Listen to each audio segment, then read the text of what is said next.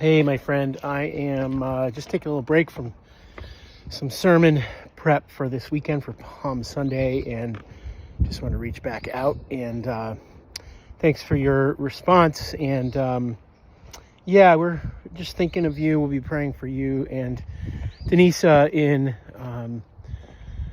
certainly the understandable tensions that what you've gone through with Adoniram brings into your relationship and parenting and response and all that that's hard. If there's anything we could do to help, like to serve you and to just help in this season, I don't know what other folks you have in your life that you can kind of talk deeply about the hard things of marriage and parenting with, but we're open to that. So anyhow, since you're going to be here, I mean, you and I can certainly talk about it, but if that would be a resource.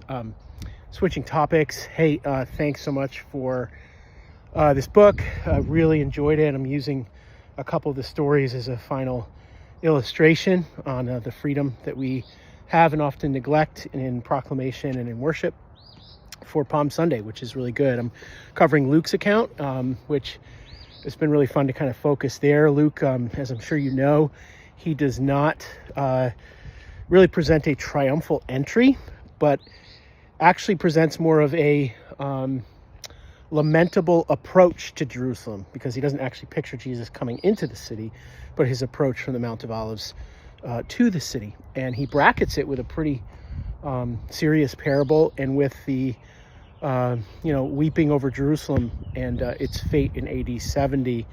And then he makes the the rocks will cry out, right? Like that whole thing. So anyway, not to give you my whole sermon, but all to say that it's just the whole idea of lamentation as his approach to Jerusalem, knowing the cost that he was going to pay in the cross, versus kind of the Hosanna, which Luke doesn't use that word, triumphant entry that we typically focus on. So it's a different tack for us this year. And so we're going to end with a very serious song, What He's Done. You may be familiar with that song. It's really, really powerful.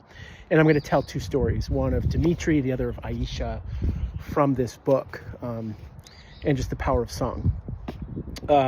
So that's number 2. Number 3, I didn't know if you had any trips to do any street evangelism, any preaching this spring while you were here, if that wasn't something you were going to get time to do. But I'd love to offer the opportunity, if you're going down to the city or wherever, whatever you're doing, for either my sons or even just one of them, and or a couple of key folks at GBC that would, I think, benefit from just observing, being a part of it, and also have a particular passion for street preaching and so forth, and even just widening others in their perspective on preaching the gospel in the open air. So those are my 3 things.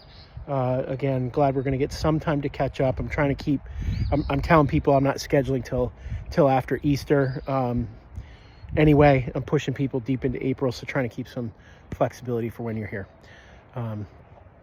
Yeah, hope you're well, my friend, and look forward to connecting soon. Love you. Talk to you soon. Bye.